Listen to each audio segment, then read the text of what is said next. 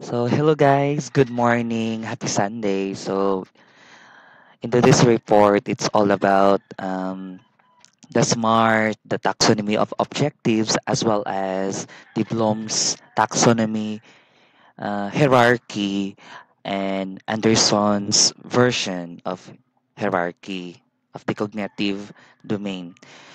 So, by the way, after Mr. Ababon uh, taught us about the SMART. So I would like to introduce to you the three domains of learning, the cognitive, affective, and psychomotor. And this is credited to Dr. M. Enamol Hoque. So according to him, the domains of learning can be categorized as cognitive domain, which is the knowledge. As you can see in the slide, there is a brain icon and named as cognitive. Psychomotor domain, which is a hand icon, which emphasizes the skills. The affective domain, which is the attitude, wherein the heart icon. This categorization is explained or contained by the taxonomy of learning domains formulated by the group of searchers, which is led by, yes, Benjamin Bloom, along with other psychologists. So, Benjamin Bloom is a psychologist. To be specific, he is educational psychologist. So later on, you will know who are those men. The domains of learning were first developed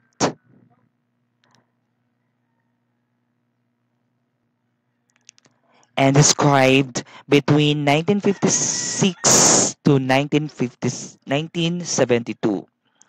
Some references attributed of all the domains to Benjamin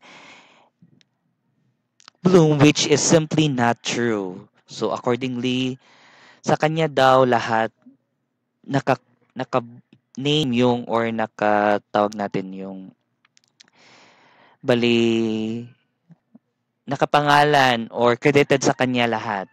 But that is not true.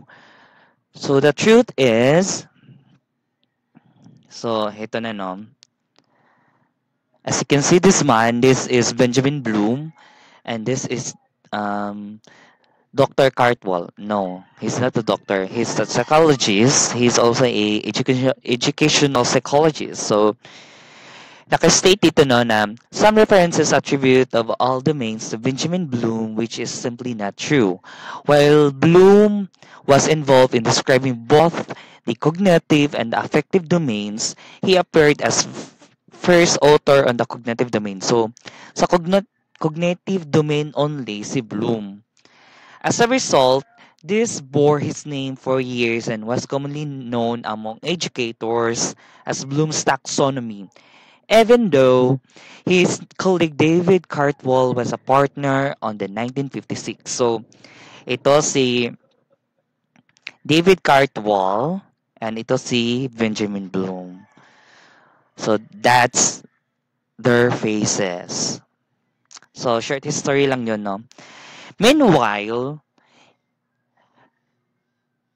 since the educators are using Bloom's taxonomy so that to ensure that the learning outcomes are measurable, demonstrable, and verifiable, the outcomes should be stated as concrete and active verbs. So, with the help of Lauren Anderson, which is in mid 90s, a former student of Bloom, Lauren Anderson reviewed the cognitive domain objectives and affected some changes.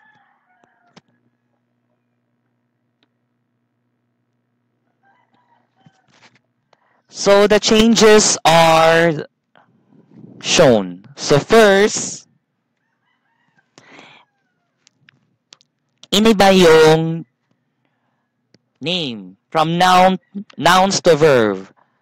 So makikita nyo sa figure no, wherein evaluation became in fifth order and synthesis became creating. So nahahati siya into lower order thinking skills from remembering to applying and higher order thinking skills from analyzing to creating.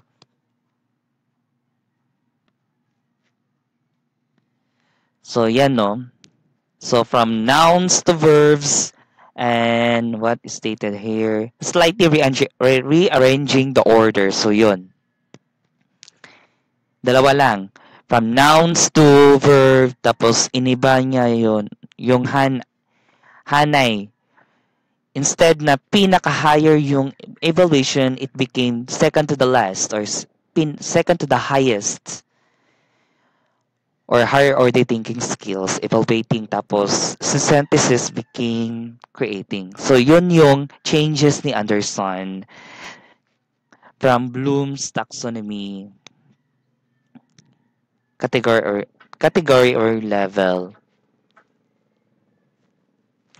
Meanwhile, ito yung kay Bloom, no, yung cognitive domain brain analysis. So makikita mo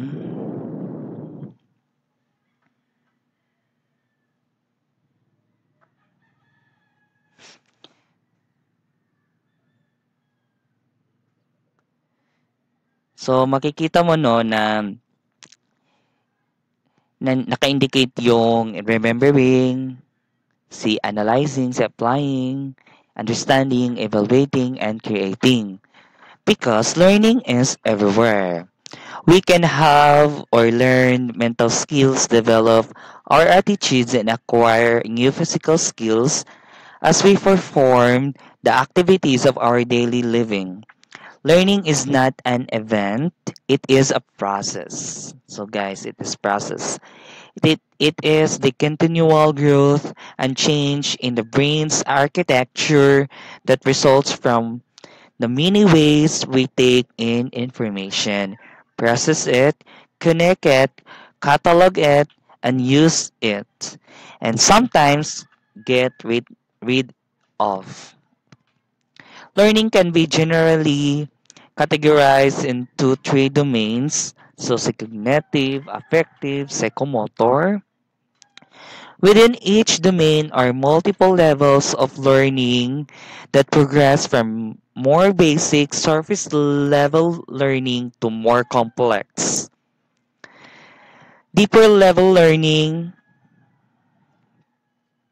It is interesting to note that while the cognitive taxonomy was described in 1956 and the affective in 1964 and the psychomotor domain were not fully described until the 1970s. When publishing in description of the affective domain in 1964, Cartwell was named as first author but Bloom also worked on developing this work. So, nandito na no sa affective, si Cartwell na talaga ang credited in making the domain.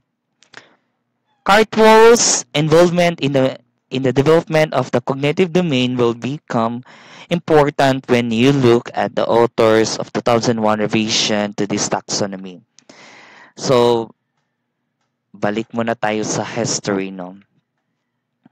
So, ayan.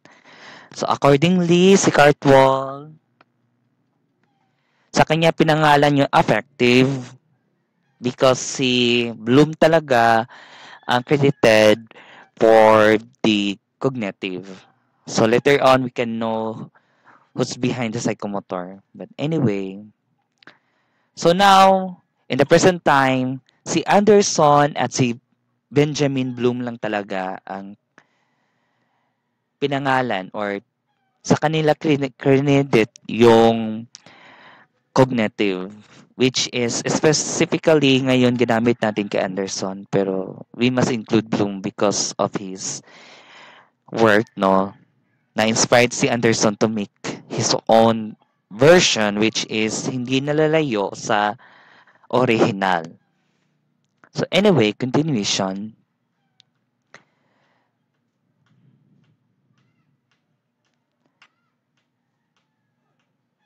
So, heto na no. So, balik tayo doon sa utak.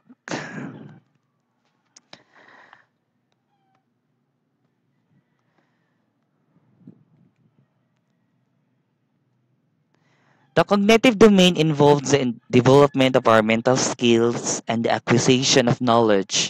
So, the 6 categories under the domain are first, the knowledge. Diba? Ito yung kay Bloom na version. Which is, sa book naman, mm,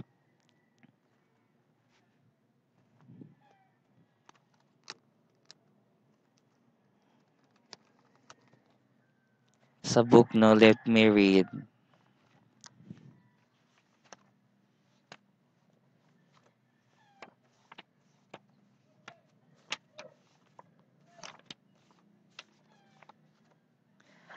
So, sa book, knowledge or tinatawag siyang recall. So, knowledge or terminology and convention. So, next slide tayo para maintindihan nyo. So, knowledge, wherein... balik tayo doon. Ito. So, knowledge. Ito kay Bloomham. Or recall. So, knowledge of terminology and conventions, trends and sequence, classification and categories, criteria and methodologies, principal theories and structures, that is to identify the capital of the Philippines. So, ang kanyang objective or the keyword here is one of the keywords is identify. So, knowledge. So, it became remembering. So, example na po no, is identify the capital. Or a child recites the English alphabet. So, knowledge is the ability to recall data or information. Secondly, si comprehension. Dito sa book, sinabi dito, relate to translation, interpretation, and in extrapolation. That is to interpret a table showing the population density of the world. As well, it is the ability or the ability to understand the meaning of what is known. For example, a teacher explains a theory is in his own words. So, it became understanding. No? Because nai-interpret na ng bata kung anong pinapakita sa kanya. And it became understanding. So, considered lower order thinking skills pa rin si comprehension. Si application naman, sa book, use of abstraction in particular situations, that is to predict the probable effect of a change in temperature on a chemical. So, application also, it is the ability to utilize an abstraction or to use knowledge in new situation. For example, a nurse intern applies what she learned in her psychology class when she talks to patients. So, ang kanyang version naman ni Anderson, which is considered as lower order thinking skills, is applying. So, ginawa lang niyang verb. So, dito na tayo sa tatlong higher order thinking skills. Kang Bloom or kay Bloom, my God, merong bandam. So, wait sa guys ha. Let me post. Meron pang... So, balik tayo kay analysis. So, according sa book, objectives relate to breaking a whole into parts, that is to deduce facts from a hypothesis. As well as, ang meaning nito is level of learning. A student can explain why the solution process, no? Or the ability to differentiate facts and opinion. So, as long as may differentiation sa facts at opinion, it is analysis. Or ngayon, analyzing na kay Anderson version. Ang example nito, a lawyer was able to win over a case after recognizing logical fallacies in the reasoning of the offender. So, ayun. Si synthesis naman, putting parts together in a new form such as a unique communication, a plan of operation, and a set of abstract relation that is to produce an original piece of art, as well as the ability to integrate different elements or concepts in order to form a sound pattern or structure so a new meaning can be established. So example na objective na pwedeng gamitin natin. A therapist combines yoga, biofeedback, and support group therapy in creating a care plan for his patient. So, in-integrate niya yung different elements. So, no? Nandito yung combines, integrate, combines. So, yon. Synthesis, which is, it became the highest or the peak, no? Pinakasamit siya sa hierarchy in Anderson's version sa cognitive domain, sa synthesis. Meanwhile, sa evaluation, in Bloom's version, siya ang pinaka-peak. So, second to the last, siya in Anderson's version. So, evaluation, judging. Once we say judging, so, nandyan na yung observation or sabihin natin evaluation. In terms of internal evidence or logical consistency, and external evidence or consistency with facts developed elsewhere, that is to recognize fallacies in an argument. Or it is the ability to come up with judgment about the importance of concepts. Example, a businessman selects the most efficient way of selling products. So, selects, evaluation. So, yun yung mga or yun yung meaning ng category or level sa cognitive domain, which is again na nahahati sa lower order thinking skills at higher order thinking skills. So Bloom identified 6 levels within the cognitive domain, ranging from simple recall, recognition of facts as the lowest level through increasingly more complex abstract mental levels to the highest level, which was identified as evaluation. So makikita natin sa table, I mean sa figure, no, paramedic figure. So ito yung again cognitive domain brain analysis. So observation to ni Bloom. So I think I have already explained to you my report. So the next reporter is Mr. Ababon. But before I end, so ito naman yung kay Anderson, no? Before I end, so I will insert this figure muna. So first, 'di ba, remembering. So nandyan yung sa describe, relate, tell, and find. Second is understanding, discuss, outline, explain, predict. Sa applying, use, illustrate, complete, solve. And sa analyzing, identify, compare, explain, categorize. So yan yung mga keywords or verbs to use sa objective. Meanwhile, sa evaluating, decide, prioritize, rate, justify, and sa create. So the word or the verbs are create, imagine, design, and plan. So in-insert ko lang si Anderson. Kay Anderson to. No, Anderson. Pero pinangalan kay Bloom kasi siya yung original. So that ends my report, and if you have some questions, just PM me or private message me on Messenger so that I can entertain you. So this is the recap, no? So the cognitive domain was named to Bloom and together with Cartwell, which is revised or which was revised by Anderson. So ang ginagamit na natin ngayon is itong figure na to. which is kay Anderson, pero pinangalan lang kay Bloom to give credit. No, kinoin lang sa kanya yung hierarchy to give credit sa kanyang teacher because si Anderson is a former student of Bloom. So si Anderson, by the way, is also a educational psychologist or psychologist rin siya. Din siya.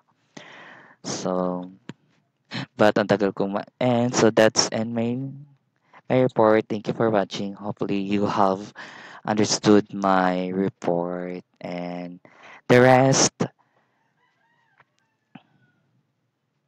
or there will be a more elaborate explanation from Mr. Ababon about Anderson's category or level. So, siya na yung mag-explain ng detailed. So, sa akin lang, overview kasi may short history ako. So, goodbye.